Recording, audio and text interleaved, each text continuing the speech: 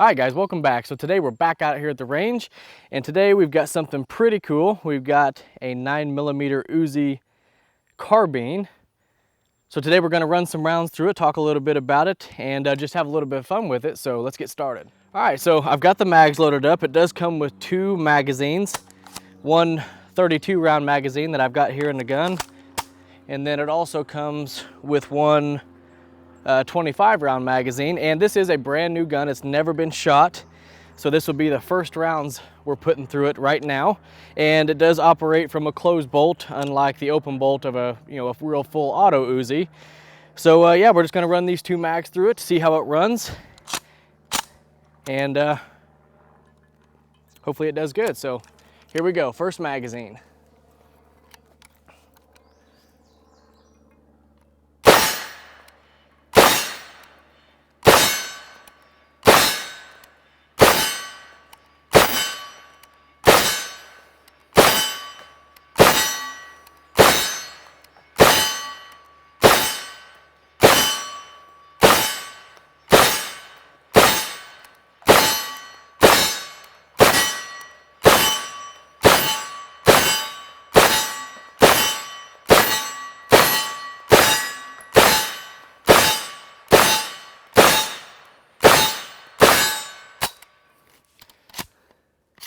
And we are empty, ran flawlessly. Now it's not going to hold open on the last round fired like some of your modern guns will. So it does almost like an AK on the last round. You'll just get a click and all that. So yeah, first 32 round magazine fired really good. Not a whole lot of recoil, of course, because it's 9mm, but also because this thing weighs a ton. I mean, when I first picked this up, I was really surprised on how heavy this thing actually was. God, I'd have to say at least 10 pounds. All metal construction, so it definitely has some weight to it. But so far, it seems like it's shooting pretty good. The sights seem pretty well on. I'm here at about, I don't know, maybe 15 yards. Got a steel target set up down there, and it all seems to be hitting right about where I'm aiming at. So far so good. We'll get rid of this 32 rounder, put in the 25 rounder, and continue shooting. Here we go.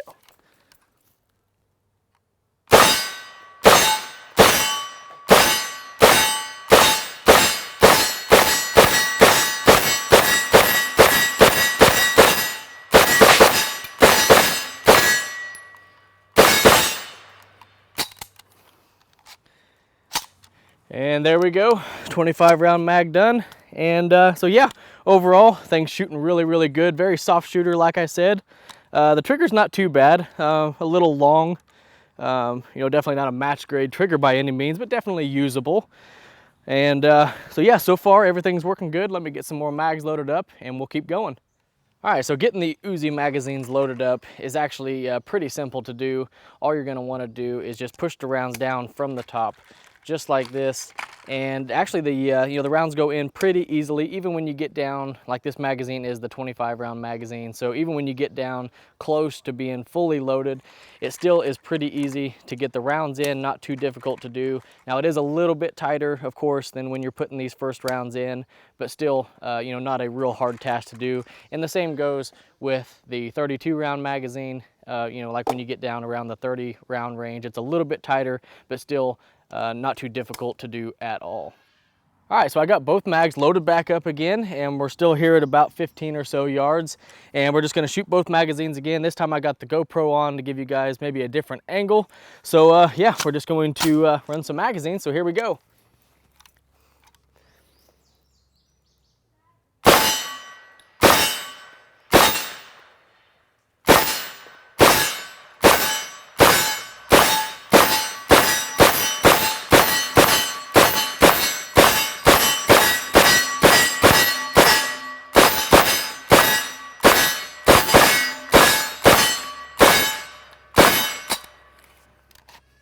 And again, clicks on the last, or when it's empty, it clicks, don't hold open.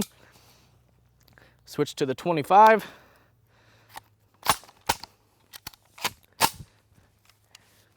Here we go.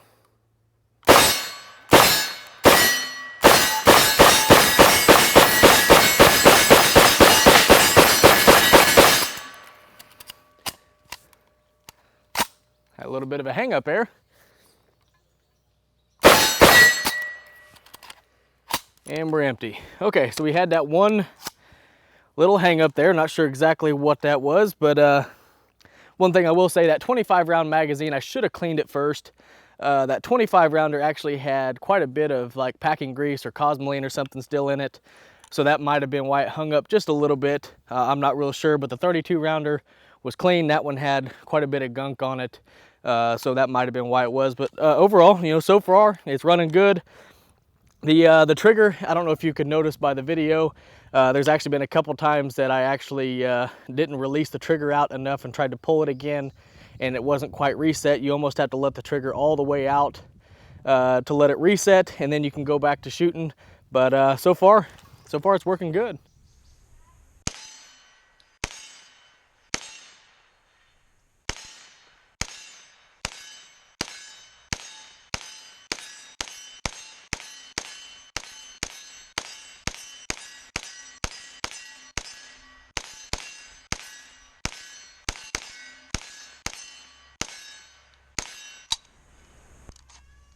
All right, so getting this thing broken down is actually pretty simple to do. First thing you're gonna wanna do, of course, is make sure that the gun is safe and empty. And then right here on the top cover, here in the back by the rear sight, there's gonna be this little button. All you gotta do, push that button back, the top cover will lift up and off, just like that. And then down inside, you're gonna have your massive bolt and carrier. All you wanna do is grab the front of it, pull back on it, lift it up, and it will come up and out just like that. And then down inside, you're just gonna have a big empty trough where everything goes, not much left on the inside. And then once you have this out, your two pieces will come apart. And there's where you've got your striker assembly, you know, firing pin and all that, your big massive bolt carrier, and then your recoil springs and everything here. And to put it back together, just go in reverse order, put these two back together just like that. And then down here in the back, you're gonna have two little holes where these springs go. It's gonna be kind of hard for me to show you, but back down here in the back, you're gonna have two little holes, and those line up with the two springs that you've got here in the back. So just try to line those up where they go, push everything back and down into place just like that.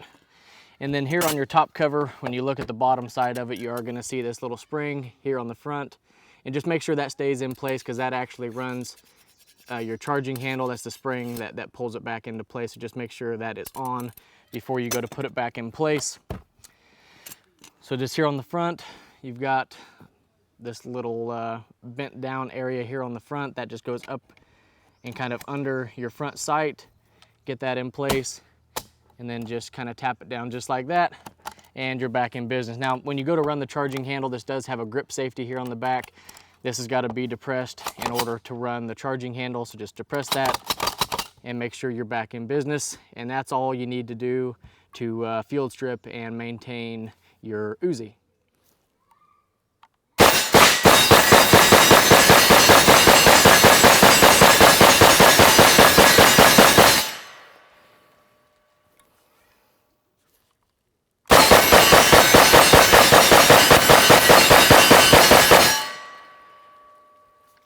All right, so now let's go over some of the features that I haven't talked about yet, and then give some final thoughts on this Century Arms imported UC-9 Uzi. So one of the things I haven't talked about yet is this buttstock. Now, this buttstock does collapse, or fold up, I guess, and it does have two hinge points. It has a hinge point here and a hinge point up by the rear sight.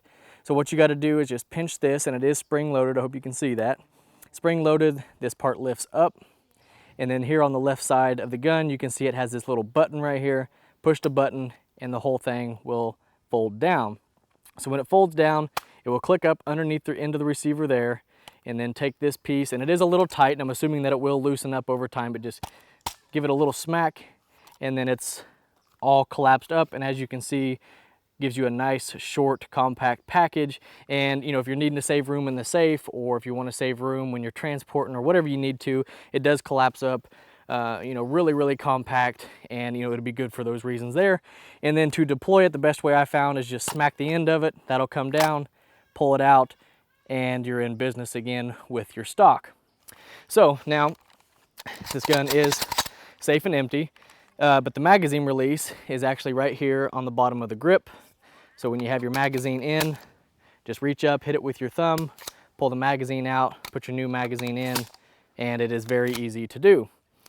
So that's your magazine release. And then here on the side, I will go ahead and, I guess while we're here, I'll show you the trigger. And like I said, it's a usable trigger, not the best trigger, but you are gonna have a little bit of slop in the trigger, instantly hit a wall, the gun breaks, and the reset is gonna be all the way out, and then you can fire it again. And then here on the side, you do have your fire and safe lever. So those are pretty much all the controls, the buttstock. And then of course, this is the carbine version. So you do have this long, goofy looking 16-inch barrel. But if you have this and you want to SBR it, put the you know, the shorter 8 or 9-inch barrel in it, it is very easy to do. Right here on the front, you're gonna have this little tab. Just pull down on the tab, unscrew this locking nut, just like that, and the barrel comes up and out very easily. So if you buy one of these, you want to SBR it, you know, as soon as your paperwork comes in, it'll literally just take you seconds to do, and you can put your new shorter barrel in it, and just screw your locking nut back down, pull the tab back, tighten it up, and you're back in business. So that's pretty much all the features of the gun. We already went over how to break it down and maintain it and all that. Very easy to do. So overall, guys, this really is an easy gun to take care of, an easy gun to work on. And, you know, with its weight, like I said, it's 9 or 10 pounds, you know, mixed with the low recoil of the 9mm cartridge. This really is an easy gun to shoot. I mean, it really does feel like you're shooting a .22 rifle with the weight, with the 9mm cartridge. You know, very easy to shoot. The stock, when you're using it, pretty comfortable to use. The sights, the rear sight does have 2 apertures. It has a 100 and a 200-yard rear sight. And then the front sight, if you can see that, is just your standard, I guess, point type front sight. And it is adjustable, it looks like, for elevation. And I don't know if it's adjustable for windage or not, maybe just elevation. I could be wrong. If I'm wrong, leave it down in the comments. Let everybody know. I'm not real sure. This actually isn't my gun. A buddy of mine let me borrow it to do some videos with, and you know, he hadn't shot it. What you've seen today was the first rounds through it, and I put around 200 to 250 rounds through it with that one hiccup, and I do believe that was from that 25-round magazine having that Cosmoline kind of still packed in it. I think that's what caused the hang up. Because I didn't have any other issues after that, or any with the 32-round magazine that was a little more cleaned up. So overall, guys, I mean, this is a really fun gun to shoot. I think you're going to pay around the $700 range for this gun. Like I said, I didn't buy this. This isn't mine. But I think, you know, with a little search that I did, it looks like most of them are around the $700 range when you can find them. So, you know, if you grow up in the 80s watching action movies, or if you just enjoy them now, you know, most of those movies, you've seen the Uzi in almost all of them. So if you grew up watching those movies, or if you watch them now and you just want to own, you know, this iconic firearm that you've seen in all your favorite movies, you know, go ahead and pick one up while you can still get them. You know, with all the crap that's going on right now and all the stuff they're trying to push, who knows what's going to disappear on the imports. So if you want one, you know, they're available now. Go ahead and pick them up. And, you know, the Uzi, along with like the AK and the M4, is probably the 3 guns that even if a gun person or a non-gun person walked up, they could probably tell you what this is. That's just how iconic this gun is. So if you want one, go ahead and pick one up. It's going to have that goofy 16-inch barrel, but the shorter 8 or 9-inch barrels are pretty available from what I understand. So if you want to get one, SBR it and put that shorter barrel in it and have a real authentic looking Uzi, you know, without the 3rd gear, obviously, you know, go ahead and pick one up. They're, you know, so far, what I can tell, it's a very fun gun to shoot. It seems very reliable, easy to use, easy to maintain, and yeah, overall, pretty cool gun. But anyhow, guys, if you have any questions or comments about anything you've seen in this video or anything else you see here on the channel, ask in the comment section below, and I'll do my best to get back with you. And as always, I appreciate everybody watching. I appreciate everybody subscribing, and we'll catch you in the next one.